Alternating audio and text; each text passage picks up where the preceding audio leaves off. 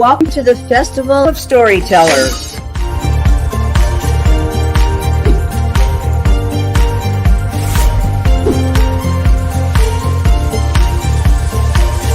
I thank everybody that's involved with this process because we know writers need readers and writers need publishers.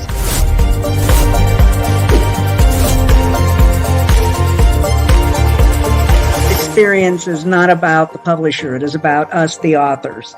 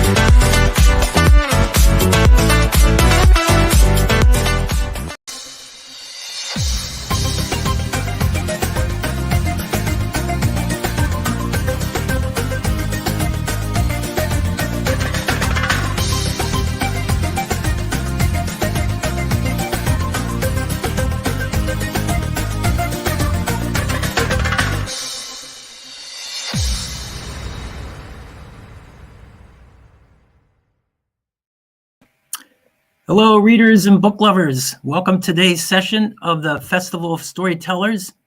I'm hoping you're enjoying the smorgasbord of authors and books. Right now, I am the current entree for your enjoyment. I am Stephen D. Sears, but in real life, I'm Steve Sears. This is my book, In the Beginning, A Consideration of Genesis. Today, I'm going to talk about one of the big things I had in mind when I wrote this book. I was looking forward to writing about Abraham. He's the chief character. He stands over like a colossus the whole book. But as I'm writing over in the distance, I had in mind, I kept seeing the sacrifice of Isaac. That idea, that whole story has bothered me since I was a kid in Sunday school, sitting there raising my hand saying, yeah, but what about this and what about that? I have always had a problem with that, and I couldn't wait to write about it. So when I wrote about it in the book, I warned my readers. I said, most of the book I'm writing me, the author, the writer, and you, the reader, who are on this adventure story of discovery in Genesis, and all the riches that are in there. But when I got to this, I said, okay, I'm going to stand at the front of the stage and I'm going to write in the first person because I don't necessarily expect that you're going to agree with me. So I'm going to talk about that. And basically, I'm the counsel for the prosecution on this one. But the evidence I'm going to present is in Genesis. So here's the story. Not too long after Abraham and Sarah have the one son they've been promised all through Genesis. They're finally, when Abraham's 99 and Sarah's 89, they're promised the son. Neither one of them can believe it, but oh my God, it happens. Sarah's blessed with a son at her old age of 90. So now the next thing we read about is that God comes to Abraham and he says, I want you to take your son, the son you love, and go to Mount Moriah and sacrifice him as a proof of your faith in me, in your God. So Abraham, as usual, gets up the next morning. He brings Isaac and two of his servants. They go out 3 days' journey. They get close to Mount Moriah. Isaac and Abraham leave the two servants. They go up to Mount Moriah. Oh, love to see the chats. Good to know people are listening. So they go up on Mount Moriah. They get everything prepared. They brought wood, a knife, something to light a fire. Isaac says, well, where's the animal for the sacrifice? And Abraham says, well, God will provide it. So then Abraham proceeds to bind up Isaac, put him on this pyre, takes out his knife, and prepares to slay him for the sacrifice. But God stays his hand, and instead provides a ram. So then they sacrifice the ram. Abraham's proved his faithfulness to God. They go back to the servants. They go back and return to where he was living, which was in Beersheba. Well, the going belief is this was wonderful because it proved Abraham's faith. But I'm sorry, as I write in the book, Abraham over and over again has made covenants with God. I counted, I think, either 5 or 6 at this point, and every one of them, Abraham has kept the faith. He's held on to that covenant. He has proven over and over again his faithfulness to God. Why would he need to prove it? And why would God, as a proof, take somebody's son? Nowhere else in the Bible is there any sign that God would do such a detestable thing. In fact, throughout the Old Testament, all the prophets, one of the things they rant about with the Baal religion is Baal often requires people to sacrifice women, sacrifice children. Human sacrifice was part of their religion, and all the prophets railed against it. Why would God require something that in the future was considered detestable?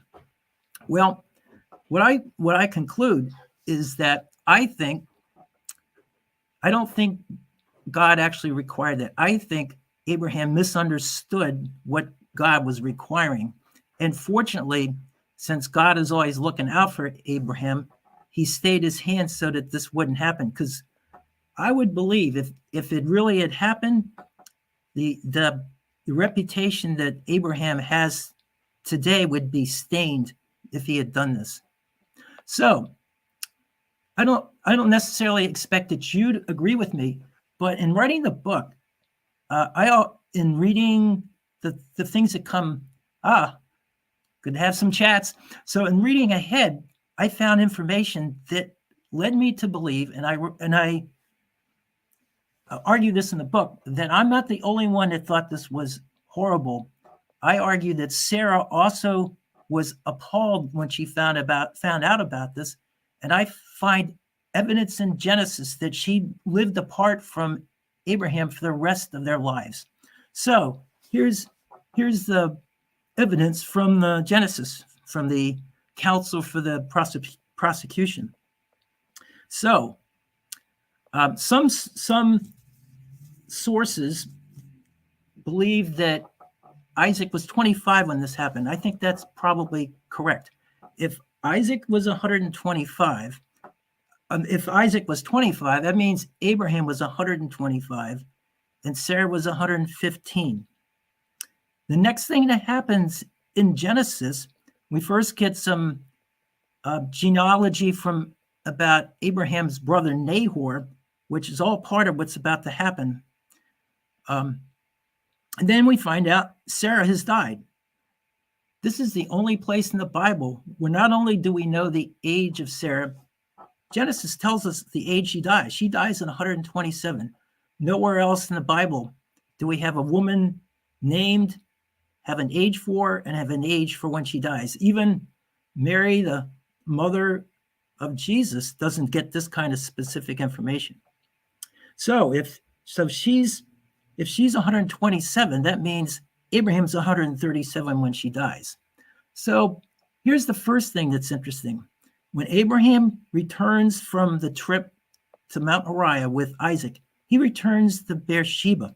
Beersheba is it's toward the Negev desert, and it's south and west of the Dead Sea. However, when Sarah dies, Genesis says when she died, Abraham went up to her. Whoa, wait a minute. He's living with her. He wouldn't have to go anywhere. He'd be there. He would know she had deceased. But it says When she died, he went up to her, and he went up to Hebron. Well, wait a minute. Abraham lives in Beersheba. Hebron is where they were living, Abraham and Sarah, when they got the news about that they were about to be parents of a child, and when they heard about the angels saying that they were going to pass judgment on Sodom and Gomorrah. But they hadn't lived there for a while. So wait a minute. If Abraham is in Beersheba, why is Sarah in Hebron? That would seem to argue that they weren't together. Here's some other evidence. So what happens after she dies? The next thing we find out, Abraham has decided it's time to, he's an old man now, and he's worried about Isaac marrying someone who is of God and not a heathen or an idolater. And he particularly doesn't want Isaac to marry anyone of these Canaanites.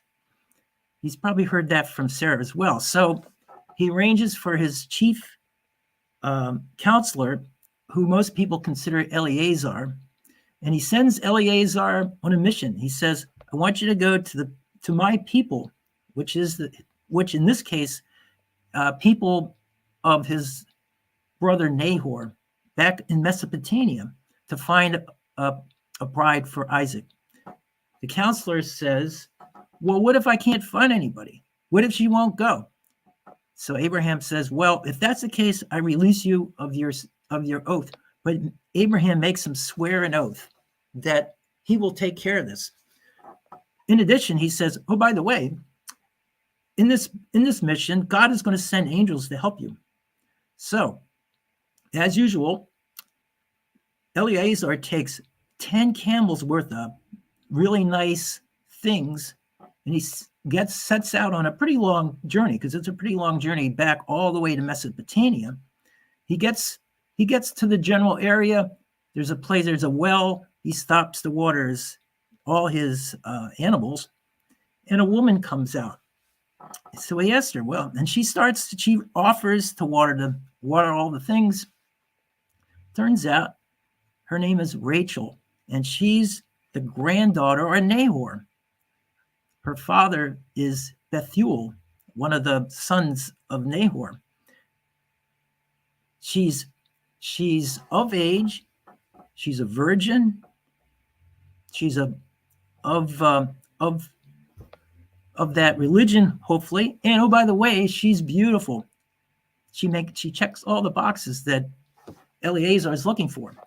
So she goes, and interestingly enough, she goes to her family. The family invites Eleazar and his companions. They want them to sit down, have dinner, make themselves comfortable. No, Eleazar is so much like his longtime friend Abraham. He says no. He tells them, here's why I'm coming. He goes through this long speech about why he's here, what he's here to do. He says, I've found this woman. She's the perfect match for my prince Isaac. Now, tell me, yes or no, are you willing to let her marry? If not, then I have to go back to Abraham and give him the bad news. So they have counsel. Interestingly enough, her brother Laban is very much involved in this, and we get very little involvement from Bethuel. They basically say, well, it's of God. What are we to say about it? Let the girl go. Not exactly a ringing endorsement, but they've brought all these things as a kind of gift to the family for losing a daughter. So now they say, well, stay with us for like 10 days, sit down and enjoy yourself. Eleazar says, no, I want to go back right away, because he knows Abraham is pretty old, and he wants to make sure this gets done before Abraham is gone.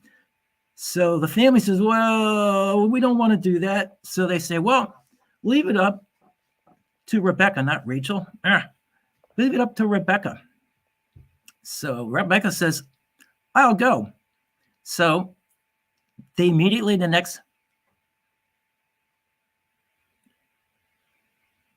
Okay, I'm going to get to that. Good question. Why? What are the specifics and what do they mean? We'll get to that. So they just the next morning they get everything together. They go on their way. Now they're heading back. All of a sudden they're getting pretty close to where Abraham lives, and we see Isaac. He's out doing some kind of work. He gets off. He's walking around, and in the distance, Rebecca and Eliezer and the whole crew are coming back, and she sees him in the distance, and she goes up to Eliezer and said, "Who's that man there?" And he says, "Oh, that's my prince. That's Isaac." And you can almost see her like, "Wow, will I like him? Is he handsome?" So when they get there, they all meet Isaac. Let's see. Let me get. This is so nice. Let's see. So Isaac. So they finally get there. And Genesis says, Isaac brought her into the tent of his mother Sarah, and he married Rebekah. So she became his wife, and he loved her. You think, it should be a Hallmark movie. It's such a great story. But here's the kicker. Here's the last sentence. It says, and Isaac was comforted after his mother's death. So this is the last thing. So why is that here? Well, the question I have is, where's Sarah? Where was Sarah? Why isn't Sarah involved in such an important decision as who Isaac marries?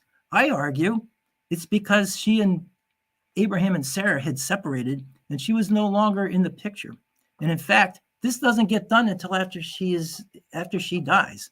So Sarah's voice is not heard in this. So again, I'm arguing in my book, and I think there's parts of Genesis that back me up that Sarah was so appalled at what Abraham did that she was no longer living with him and wasn't a part of their life. So that's again quite appalling. Yes, they are quite appalling. Well, I think the fact that they're appalling actually speaks to their authenticity, because they certainly didn't sugarcoat any of this. And if you think that story is appalling, read about Dinah and the Shechemites. Oh my God, mutual abominations by everybody. And there's plenty of other fairly not pretty unvarnished material in Genesis. Tomorrow, we're going to talk about Judah and Tamar, which checks all the boxes. Checks like six of the boxes of my 12 things you need to know about Genesis. So yeah, there's again, one of the things that's inspiring is how flawed these people are. And yet the greatness of God gets through. God can make of the most flawed people the most great things. And you see that over and over in Genesis. We'll see some of that Friday when we talk about the three outsiders, Ishmael, Esau, and Joseph. And we will end with Joseph in chapter 50, where his ability to forgive heals all the broken relationships that had been building up. Let's see. So I still have some time left. I don't know. I didn't see any other questions. Is there a significance to it? Yeah. So, well, why do you think the specifics were mentioned in the story? Well, is there significance? I would say absolutely. I'm always surprised. Genesis is the oldest book. It goes all the way back to the patriarchs, and yet we find so much specific information. We have ages of all of them, which most people don't agree with, but for the purpose of my book, I thought, well, I'm running a consideration. Let's consider that they're actually accurate. What can we learn? So, one of the things we learn is that they live into their 900s all the way through Noah, and only after the flood do they live shorter and shorter lives until we get to Abraham, Isaac, Jacob, Joseph. Abraham lives to be 175. Isaac lives to be 180. Jacob lives to be 137. We are told that Ishmael lives to be 147. And we get to Joseph, he lives to be 110. Again, it's amazing that we have such specific information on all these characters. Let's see, I don't see any other questions. Here we go. This makes me want to dig deeper into these stories. Yeah, my interest is piqued by the stories. Well, that's why I wrote the book, because I was hoping it would pique your interest. My hope is, if your interest is piqued, you'll go back and read Genesis, and then you can either read along with what I write and either agree with me, or you can take your hand and start railing at me, because what is he thinking? But everything I write about, I say, if you look at Genesis, you can find substantiation for it. And I fill out the story with some Jewish midrash. I use Josephus's Antiquities. For parts of it, I use some really good books about the archaeology that's come out around the biblical areas. So all of those help fill out the story. They add what other stories would you want others to read about? Oh my God. Well, let's see. There's Dinah and the Shechemites is like an appalling story. Let's see. We'll be doing Judah and Tamar. There's quite a few stories about Jacob and his times with Laban. That goes on and on. That's a pretty long section. There's another, we don't have much, Genesis doesn't give us much about Isaac, but there's one story in Genesis where Isaac is still living with Abimelech, who was around when Abraham was there.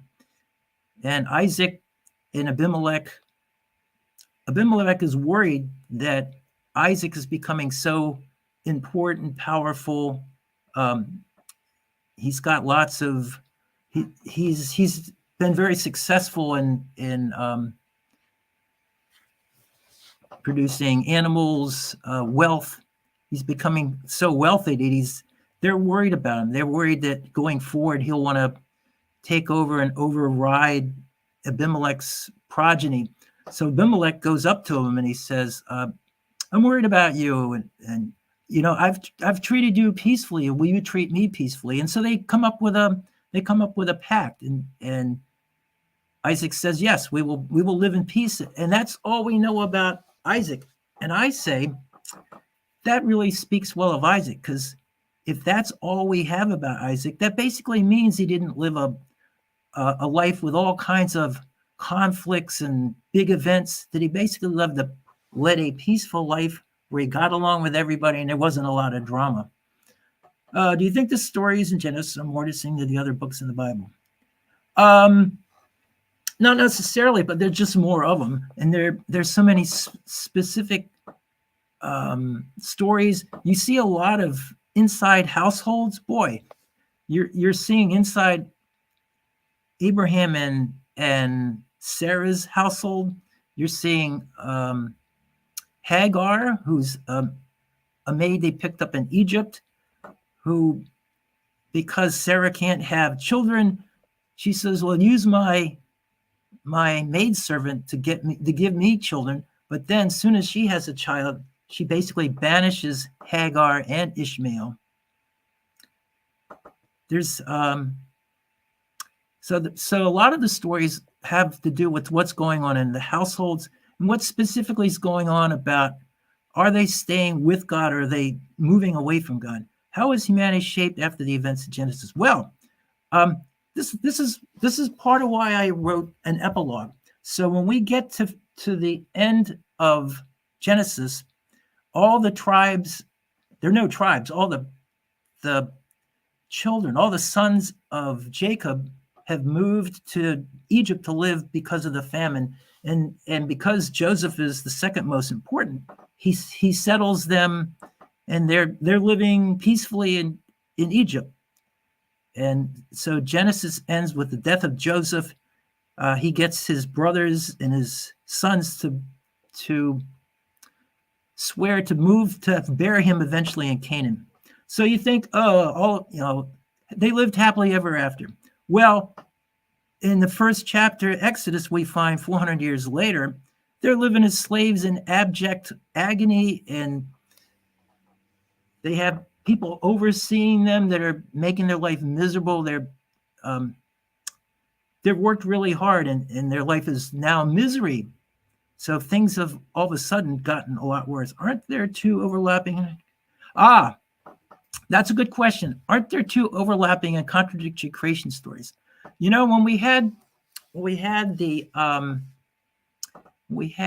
when I did the Bible study back in 2013, Pastor Beth mentioned that there's when it comes to how humans were created, there's two similar but different stories. One has them coming from the earth together. Another one has God saying, God asked Abraham, God asked Adam, would you like a helpmate? And God shows him all the different parts of creation, and none of them are good enough. So God says, well, let me make you a better version. And he takes a rib and creates Eve. So some people think that means there were two creation stories. And there's actually, I mentioned in the book, some people believe the first creation story actually creates Lilith, who was a different wife of Adam, and they didn't get along. And so eventually he creates the second wife. What I write in my book is I think they're just two different versions of the same story. They're just told slightly differently. And what I argue is that if you believe that there's a first wife named Lilith, well, she's considered too independent. She's supposed to be, she creates all these evil beings that harass people. She's basically seen as a negative character, just like Eve is. And I argue that this is probably a product of a patriarchal society where in the beginning, women are considered an impediment to man's being able to have a good relationship. But yeah, that is a thing that people have pointed out. But my take on it is they're basically two versions of the same story. But there's other people that have a different version on that. 5 minutes left, huh? Well, I think I'm just about done here. So again, this is my book, In the Beginning, A Consideration of Genesis. You can find it on Amazon, Barnes & Noble. My publisher, Zulon, it's $19.99. You can get it as an ebook for $9.99. If you look at Amazon, you can actually go in and read parts of it just to get a sense if you like it. Tomorrow, I'm going to talk about Judah and Tamar, a dramatic and exciting story that checks 6 of the boxes of the things you need to know.